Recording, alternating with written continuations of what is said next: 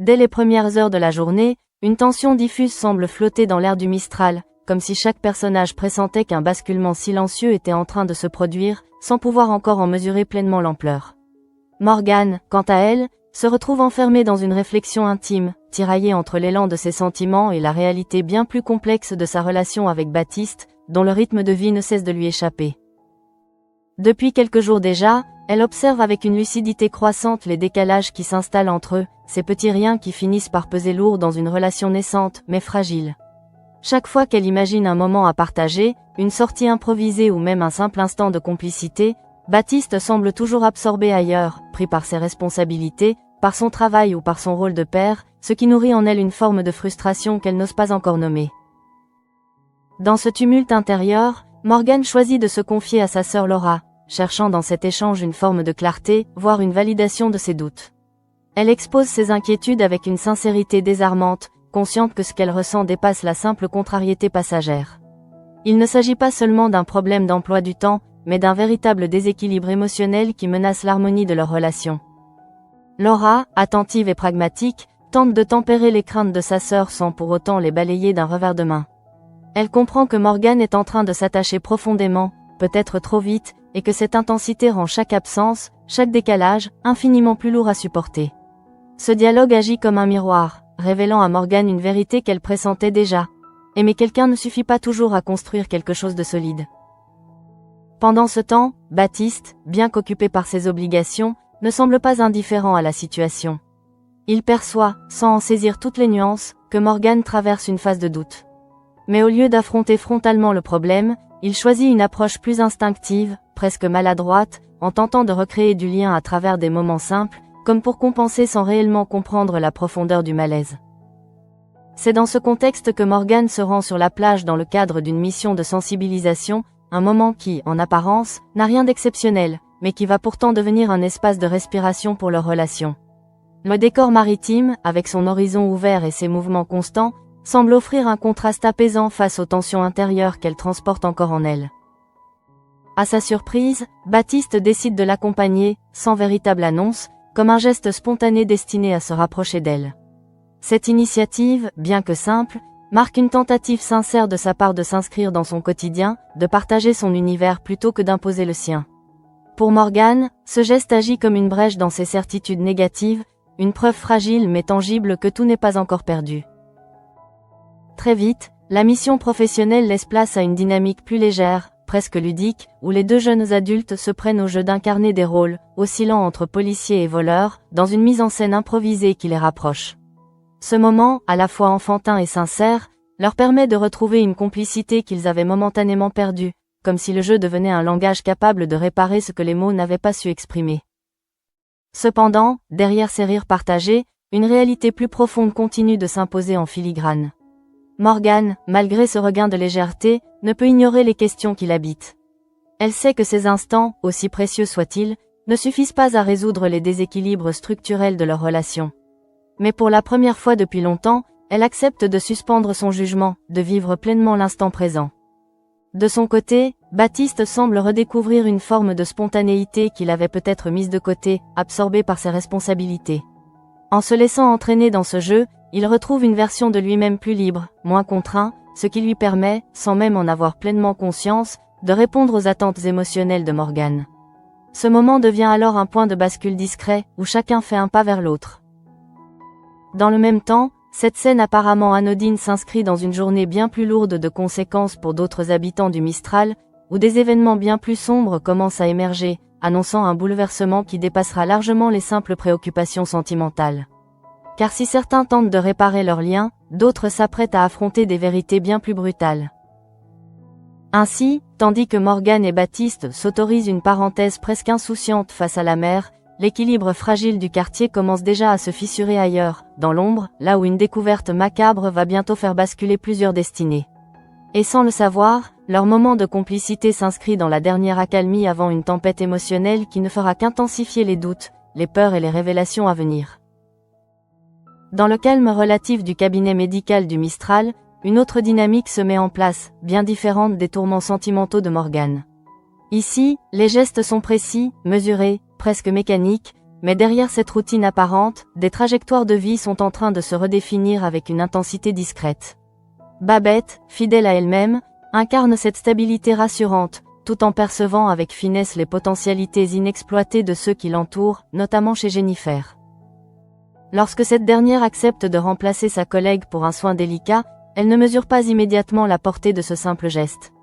Pourtant, au moment où elle enfile à nouveau la blouse d'infirmière, une sensation oubliée refait surface, comme une mémoire corporelle qui ne demande qu'à être réveillée. Chaque mouvement, chaque attention portée à la patiente, lui rappelle qu'elle n'a jamais réellement quitté ce rôle, qu'elle s'en est seulement éloignée, peut-être par peur ou par manque de confiance. Babette, observatrice attentive, ne tarde pas à reconnaître cette évidence. Elle voit dans la précision du geste de Jennifer, dans la douceur de son approche, les signes d'une vocation authentique. Ce n'est pas simplement une compétence technique qu'elle perçoit, mais une capacité rare à se connecter à l'autre, à rassurer, à soigner au-delà du simple acte médical. Cette conviction la pousse à encourager Jennifer, avec une bienveillance qui dépasse le cadre professionnel. Face à ces encouragements, Jennifer se retrouve confrontée à ses propres hésitations, à ses choix qu'elle a repoussés trop longtemps. Elle sait, au fond d'elle-même, que ce chemin lui correspond, mais elle redoute encore l'engagement qu'il implique. Reprendre des études, affronter un nouveau départ, accepter de se remettre en question. Autant d'étapes qui exigent un courage qu'elle ne se sentait pas prête à mobiliser jusqu'ici. C'est alors que quelque chose bascule en elle, presque imperceptiblement. Les paroles de Babette, combinées au soutien discret mais constant de Léa, agissent comme un déclic. Jennifer réalise qu'elle ne peut plus continuer à contourner ce qui l'anime profondément. Ce moment devient une forme de révélation intime, où la peur cède progressivement la place à une détermination nouvelle, plus ancrée, plus lucide. Lorsqu'elle annonce sa décision de retourner sur les bancs de l'école, ce n'est pas seulement un choix professionnel qu'elle exprime, mais une affirmation de soi, un acte de reconquête personnelle. Elle reconnaît implicitement qu'elle mérite de poursuivre ce rêve qu'elle avait mis de côté, qu'elle a le droit de s'autoriser une seconde chance. Pour Babette, cette annonce est une victoire silencieuse, la confirmation que ses intuitions étaient justes. L'étreinte qui suit entre les deux femmes dépasse le simple cadre de la satisfaction professionnelle. Elle traduit une forme de transmission, presque maternelle, où l'une aide l'autre à se révéler à elle-même. Babette ne se contente pas de féliciter Jennifer, elle s'engage concrètement à l'accompagner, à l'aider à construire un dossier solide, à lui ouvrir des portes qu'elle n'aurait peut-être pas osé pousser seule. Dans l'après-midi, ce nouveau départ prend une dimension plus légère, presque festive, lorsque Jennifer décide de partager cette nouvelle avec son amie Charlotte. Ce moment de célébration contraste avec la tension qui règne ailleurs au Mistral, comme une parenthèse de joie simple dans une journée pourtant chargée d'incertitudes. Charlotte, fidèle à son tempérament, accueille cette annonce avec enthousiasme, mais aussi avec une pointe de nostalgie. En évoquant ses propres rêves de jeunesse, Charlotte introduit une réflexion plus large sur les chemins de vie et les détours qu'ils imposent. Elle parle de ce désir ancien de devenir paléontologue, un rêve abandonné au profit d'une réalité bien différente, mais qui n'en reste pas moins lié à la quête de vérité. Car même si elle n'explore pas des fossiles, elle fouille des scènes de crimes, traquant des indices, reconstruisant des histoires enfouies. Ce parallèle, presque symbolique, agit comme un écho à la décision de Jennifer. Il rappelle que les rêves ne disparaissent jamais totalement, qu'ils se transforment, s'adaptent, mais continuent de guider les choix, parfois de manière inconsciente. Pour Jennifer, cette conversation renforce sa conviction d'avoir fait le bon choix, de s'être reconnectée à une part essentielle d'elle-même. Cependant, derrière cette légèreté retrouvée, une tension sourde continue de monter dans le quartier. Car tandis que certaines vies se reconstruisent, d'autres s'apprêtent à être bouleversées par une vérité bien plus sombre. Et sans le savoir, Charlotte elle-même, en tant que spécialiste des scènes de crime, sera bientôt confrontée à une affaire qui viendra troubler cette apparente sérénité. Ainsi, cette journée se déploie comme un contraste permanent entre espoir et inquiétude, entre renaissance et menace latente. Jennifer avance vers un avenir qu'elle choisit enfin, portée par le soutien de celle qui croit en elle. Mais ailleurs, dans les coulisses du Mistral, les signes d'un drame imminent s'accumulent, prêts à éclater à tout moment. Et c'est précisément cette coexistence fragile entre lumière et obscurité qui donne à cet épisode toute sa profondeur, car chaque décision, chaque révélation, s'inscrit dans un équilibre instable, où le moindre événement peut faire basculer les destins. Bientôt, ce ne seront plus seulement des choix personnels qui seront en jeu, mais des vérités enfouies, capables de détruire des familles entières et de révéler des fractures que personne n'était prêt à affronter. Pendant ce temps, une atmosphère bien plus lourde s'installe progressivement autour du Mistral, comme si l'équilibre fragile du quartier venait d'être irrémédiablement rompu par une découverte impossible à ignorer. Tout commence par un choc brutal, une scène qui échappe à toute logique quotidienne, lorsque Gabriel et Thomas se retrouvent face à une réalité qui dépasse l'entendement. Un corps sans vie, abandonné là comme un secret que quelqu'un n'a plus su cacher. L'instant est suspendu, presque irréel, comme si le temps refusait d'avancer face à l'horreur de la situation. Thomas, habituellement maître de lui-même, laisse transparaître une nervosité inhabituelle, un trouble qui ne passe pas inaperçu. Gabriel, lui, tente de garder une distance professionnelle, mais son regard trahit une inquiétude profonde, celle d'un homme qui comprend immédiatement que cette découverte n'est pas un simple fait divers. Très vite, les autorités sont alertées, et Ariane accompagnée d'Idriss prend en charge la situation avec la rigueur qui la caractérise. Leur arrivée marque un changement de rythme, une bascule vers une logique d'enquête où chaque détail compte, où chaque réaction devient un indice potentiel. Ariane observe, analyse, interroge, cherchant à démêler ce qui relève de la surprise et ce qui pourrait cacher une vérité plus dérangeante. Thomas, placé au cœur de l'interrogatoire, adopte une posture ambiguë. Il répond aux questions, mais quelque chose dans son attitude semble retenu, comme s'il pesait chaque mot avec une prudence excessive. Ce décalage n'échappe pas à Ariane, dont l'intuition lui souffle que l'affaire est plus complexe qu'elle n'y paraît. Derrière ce silence partiel se cache peut-être une peur, ou pire, une connaissance qu'il n'est pas prêt à révéler. Dans le même temps, Charlotte intervient avec son expertise, apportant un éclairage scientifique qui vient immédiatement alourdir l'atmosphère. En examinant le corps, elle établit que la mort ne date pas d'hier, mais remonte à plusieurs mois, ce qui transforme la découverte en une affaire bien plus inquiétante. Ce détail, en apparence technique, ouvre la porte à une multitude de questions. Pourquoi ce corps apparaît-il maintenant, et surtout, qui a décidé de le faire réapparaître? Les indices relevés sur le cadavre ajoutent une dimension presque symbolique à l'enquête. La chaîne en argent autour du cou, les traces de terre incrustées dans les vêtements, tout semble indiquer une tentative d'effacement, comme si quelqu'un avait voulu enterrer non seulement un corps, mais aussi une vérité. Mais cette tentative a échoué, et désormais, le passé revient à la surface avec une violence inattendue. Très vite, un nom commence à circuler, presque comme une évidence que personne n'ose encore confirmer pleinement, Hugo Basque. Cette hypothèse, à peine formulée, agit comme une onde de choc silencieuse, reliant immédiatement cette découverte à la famille Kepler et aux événements récents. Si ce corps est bien le sien, alors toute une version des faits s'effondre, laissant place à une réalité bien plus dérangeante. Après l'interrogatoire, Thomas, visiblement troublé, cherche à obtenir des réponses par lui-même. Il se tourne vers Vanessa Kepler, espérant trouver auprès d'elle une explication, ou au moins une réaction qui pourrait éclairer la situation. Mais ce qu'il découvre dépasse ses attentes. Vanessa refuse catégoriquement d'envisager cette possibilité, comme si reconnaître cette vérité revenait à condamner sa propre fille. Dans son déni, Vanessa construit une réalité alternative où Hugo serait toujours en vie, où il serait même responsable des événements récents, notamment de l'agression d'Ophélie. Cette posture, loin d'être simplement irrationnelle, révèle une stratégie psychologique de survie, une manière de protéger sa fille en refusant d'accepter l'inacceptable. Mais ce refus de voir la réalité ne fait que retarder l'inévitable. Au commissariat, l'enquête progresse avec une précision implacable. Ariane et Idriss analysent les éléments recueillis, confrontent les indices, et peu à peu, les pièces du puzzle s'assemblent. Le collier en argent devient un élément clé, un détail qui permet de confirmer l'identité de la victime. À cet instant, le doute n'est plus permis. Le corps retrouvé est bien celui d'Hugo Basque. Cette révélation agit comme une rupture brutale dans le fil des événements. Elle invalide les déclarations précédentes, notamment celle d'Ophélie, qui avait affirmé ne pas avoir tué son ancien compagnon. Désormais, une question centrale s'impose avec une urgence nouvelle. Si Hugo est mort depuis plusieurs mois, qui a déplacé son corps, et dans quel but? Cette interrogation ouvre un champ d'hypothèses vertigineux, où chaque personnage potentiellement impliqué devient suspect. L'idée même que quelqu'un ait exhumé un corps pour le déposer au Mistral suggère une intention précise, presque théâtrale, comme si ce geste visait à envoyer un message, à provoquer une réaction en chaîne au sein du quartier. Pendant que l'enquête avance, l'ombre de cette découverte commence à s'étendre bien au-delà du lieu où le corps a été retrouvé. Elle atteint directement la famille Kepler, menaçant de faire éclater des vérités enfouies depuis trop longtemps. Ce qui n'était au départ qu'un mystère devient progressivement une affaire personnelle, intime, où les enjeux émotionnels se mêlent aux faits criminels. Dans ce contexte, chaque silence, chaque hésitation, chaque regard prend une importance nouvelle. Car derrière les faits, ce sont des liens familiaux, des loyautés et des peurs profondes qui sont en jeu. Et plus l'enquête progresse, plus il devient évident que la vérité, une fois révélée, ne laissera personne indemne.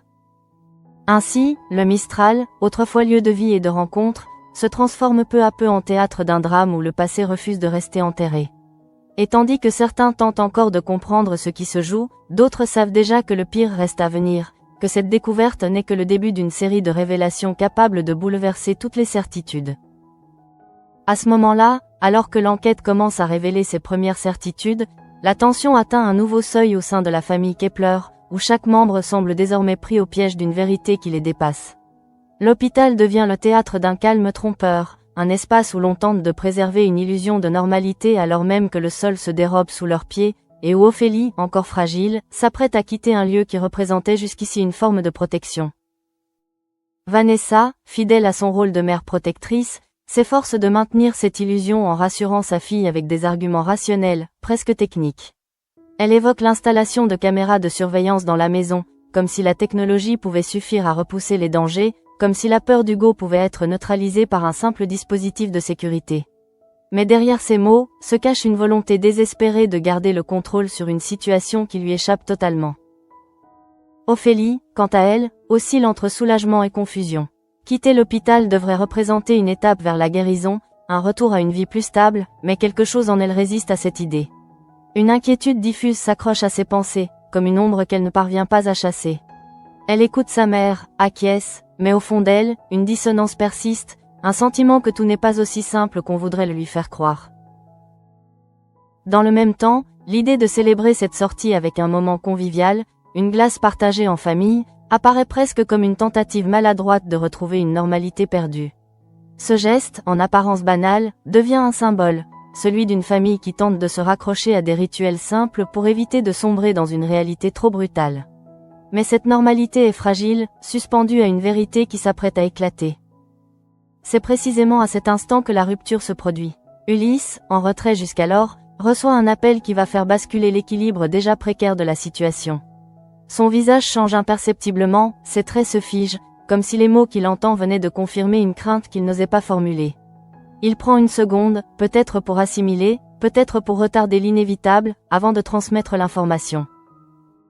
La nouvelle tombe avec une brutalité froide, le corps retrouvé est bien celui d'Hugo Basque. Cette affirmation, désormais incontestable, agit comme une déflagration silencieuse au sein de la famille. Elle ne laisse aucune place au doute, aucune échappatoire possible. Tout ce qui reposait sur l'idée qu'Hugo pouvait encore être en vie s'effondre en un instant, laissant derrière lui un vide vertigineux. Ophélie, face à cette révélation, réagit avec une intensité inattendue. La peur, le choc, la culpabilité se mélangent dans une réaction qui dépasse le simple cadre de la stupeur. Elle ne cherche pas à nier, ne tente pas de fuir la réalité, au contraire, elle semble l'embrasser de manière brutale, presque violente. Comme si, au fond d'elle, cette vérité avait toujours existé, attendant simplement d'être nommée. Ces mots tombent alors, lourds de sens, elle affirme qu'elle l'a tué. Cette déclaration, directe, sans détour, sidère autant qu'elle inquiète. Elle ne ressemble pas à une confession classique, mais à une forme de libération, comme si reconnaître cet acte lui permettait enfin de donner un sens à ce qu'elle ressent depuis des semaines. Mais cette sincérité apparente cache une instabilité bien plus profonde. Vanessa, refusant de laisser cette idée s'imposer, intervient immédiatement pour recontextualiser les faits. Elle parle de légitime défense, tente de transformer cette confession en un acte de survie, en une réponse nécessaire face à une menace. Son objectif est clair, protéger sa fille, non seulement aux yeux de la justice, mais aussi face à elle-même. Elle refuse qu'Ophélie se définisse comme une meurtrière. Cependant, cette tentative de rationalisation se heurte à une réaction totalement imprévisible. Ophélie, au lieu de se raccrocher à cette justification, éclate d'un rire qui glace l'atmosphère. Ce rire, décalé, presque irréel, introduit une rupture totale avec la gravité de la situation. Il ne s'agit pas d'un simple moment de nervosité, mais d'un basculement psychologique, d'une perte de repère qui inquiète profondément. Dans ce rire, il y a quelque chose de dérangeant, une forme de lucidité extrême mêlée à une détresse incontrôlable. Ophélie semble à la fois consciente de ce qu'elle dit et incapable de mesurer les conséquences de ses paroles. Elle insiste, affirme qu'elle est une meurtrière, qu'elle l'a même dit à la police, comme si cette vérité devait être exposée coûte que coûte, sans filtre, sans protection. Ce moment devient alors un point de rupture pour tous les témoins de la scène. Ulysse, Vanessa, chacun réagit différemment, mais tous comprennent que quelque chose s'est brisé chez Ophélie.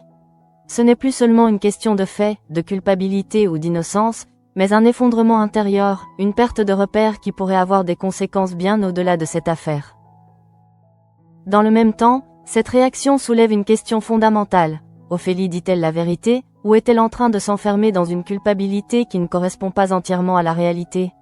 Cette ambiguïté devient centrale, car elle conditionne non seulement l'enquête, mais aussi l'avenir de toute la famille Kepler. Ainsi, ce moment, qui aurait dû marquer un retour à la normale après l'hospitalisation, se transforme en un basculement dramatique.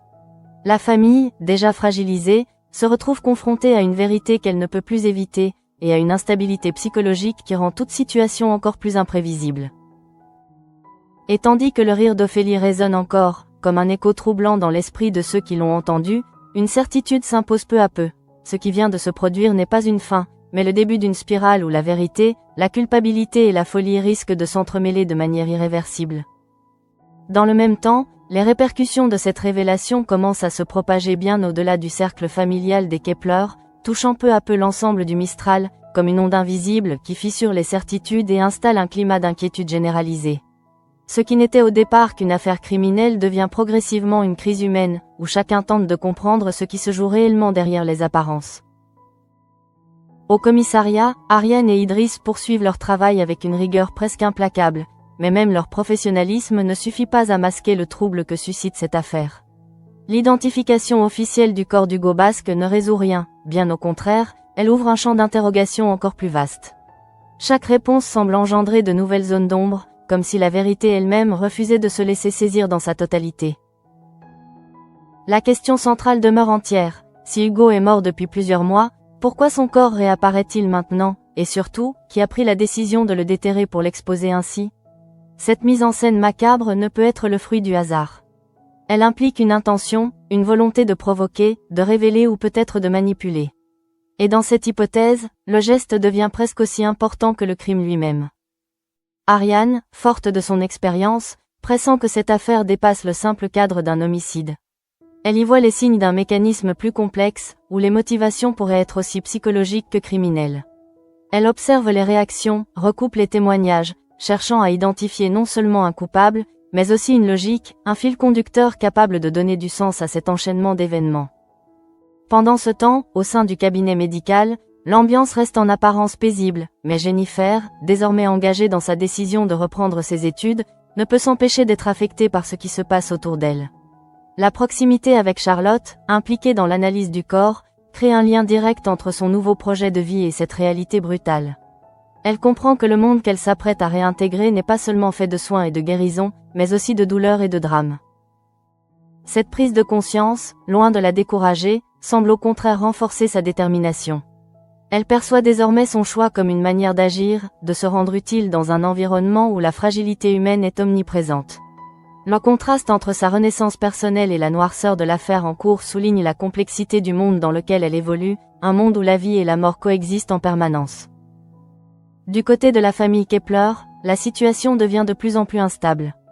Vanessa, malgré ses efforts pour maintenir une façade solide, commence à ressentir le poids de la réalité qui s'impose à elle. Son refus initial de croire à la mort d'Hugo se fissure lentement, non pas sous l'effet des preuves, mais face à l'état d'Ophélie, dont le comportement devient de plus en plus difficile à contenir. Ulysse, quant à lui, se retrouve dans une position délicate, partagée entre son rôle de soutien et la nécessité de faire face aux faits. Il observe sa sœur avec une inquiétude croissante, conscient que sa réaction dépasse le simple choc émotionnel. Il y a dans son attitude quelque chose de plus profond, une forme de rupture intérieure qui pourrait avoir des conséquences imprévisibles. Ophélie, justement, semble évoluer dans un état de flottement permanent, comme si la frontière entre réalité et perception s'était brouillée. Sa déclaration, loin de l'apaiser, semble l'avoir enfermée dans une spirale où la culpabilité devient une identité.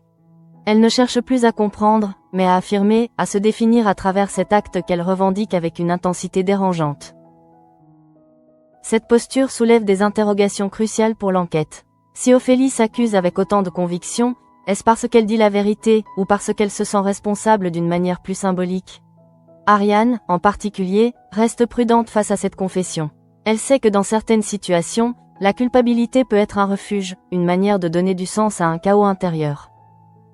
Parallèlement, une autre question continue de hanter les esprits. Qui a déplacé le corps? Cette énigme devient presque plus importante que celle du meurtre lui-même, car elle implique une action récente, volontaire, qui relie le passé au présent. Ce geste suggère l'existence d'un acteur encore en mouvement, quelqu'un qui observe, qui agit, et qui pourrait frapper à nouveau. Dans ce contexte, le Mistral cesse d'être un simple décor pour devenir un espace sous tension, où chaque individu pourrait être impliqué, directement ou indirectement. Les regards se croisent avec méfiance, les conversations se chargent de sous-entendus, et chacun commence à se demander jusqu'où cette affaire pourrait aller. Ainsi, les trajectoires individuelles, qu'il s'agisse de la reconstruction de Jennifer, des doutes de Morgan ou de l'effondrement d'Ophélie, se retrouvent progressivement imbriquées dans une même dynamique, où l'intime et le collectif se confondent. Ce qui semblait au départ être des histoires distinctes convergent désormais vers un point commun, une vérité enfouie qui refuse de rester silencieuse.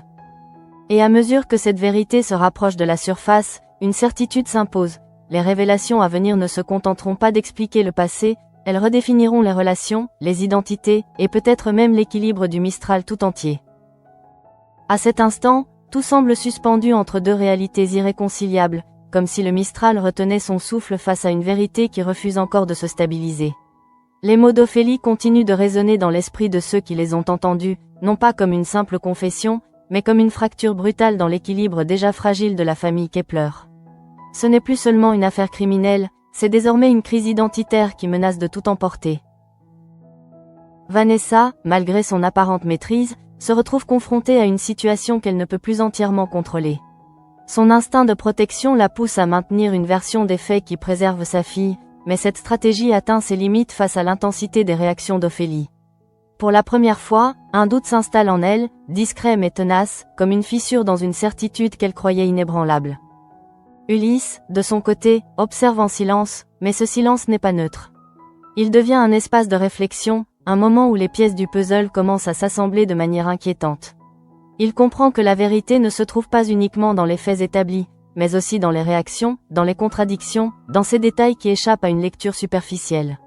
Et plus il observe sa sœur, plus il réalise que la situation est bien plus complexe qu'une simple culpabilité assumée. Ophélie, quant à elle, semble s'enfoncer dans une logique intérieure qui lui échappe partiellement. Sa déclaration ne l'a pas libérée, elle l'a enfermée dans une identité qu'elle embrasse avec une intensité presque dérangeante. Ce rire, cette manière de revendiquer son acte, traduisent un basculement psychologique qui dépasse la simple réaction au choc. Elle ne cherche plus à se défendre, ni même à se justifier, mais à exister à travers cette vérité qu'elle impose. Dans le même temps, au commissariat, Ariane poursuit son analyse avec une prudence accrue. Elle sait que les confessions spontanées, surtout dans un état émotionnel instable, ne sont pas toujours fiables. Elle envisage toutes les hypothèses, y compris celle d'une culpabilité déplacée, d'un mécanisme de défense qui transformerait Ophélie en coupable idéal pour masquer une réalité plus complexe. Cette approche méthodique devient essentielle pour éviter une erreur judiciaire. Idriss, à ses côtés, partage cette prudence, mais ne peut ignorer la puissance des éléments déjà réunis. Le corps, les indices, les contradictions. Tout converge vers une vérité qui semble se dessiner, sans pour autant être totalement claire. Cette tension entre certitude et doute devient le moteur de leur enquête, les obligeant à avancer avec une rigueur extrême, sans céder à la facilité des conclusions hâtives. Parallèlement, au Mistral, les habitants commencent à ressentir les effets de cette affaire de manière plus diffuse. Les conversations changent de ton, les regards se font plus lourds, comme si chacun pressentait que ce drame ne resterait pas isolé. La découverte du corps d'Hugo agit comme un révélateur, mettant en lumière les fragilités, les non-dits, les tensions qui existaient déjà, mais restaient invisibles. Morgan, encore marquée par ses propres doutes, ne peut s'empêcher de faire le lien entre cette affaire et sa propre relation. Elle réalise que les certitudes, qu'elles soient sentimentales ou personnelles, peuvent s'effondrer du jour au lendemain. Cette prise de conscience renforce son besoin de clarté, mais aussi sa peur de s'engager dans quelque chose d'instable. Baptiste, lui, perçoit ce changement d'atmosphère sans en saisir toutes les implications.